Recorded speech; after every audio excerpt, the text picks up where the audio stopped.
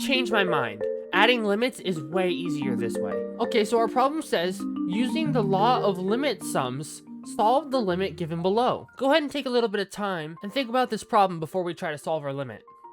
And so we need to find the limit as x approaches -2 of 7x plus 12. Okay, now before we solve it, are there any places where a denominator is 0 or we're taking the log of a 0 or negative?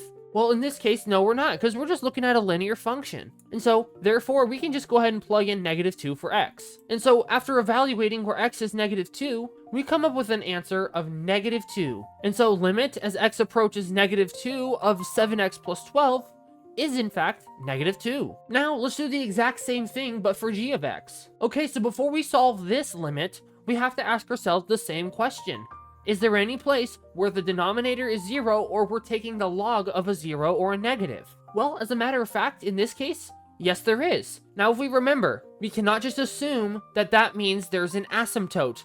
What is the one thing we have to check for? We have to check, is there any way that this top side can cancel with the bottom? And so to check that, let's go ahead and factor this out. Now x squared minus 4 is actually a little bit easier because what this is a difference of squares. Meaning it isn't just x plus 2 squared, but if we take x plus 2 and multiply it with x minus 2, the 2x term that comes from multiplying these together cancels out. But in the context of our problem, where it's all over x plus 2, is there any place where x plus 2 cancels out with an x plus 2 on top? Well, yes, right here is an x plus 2.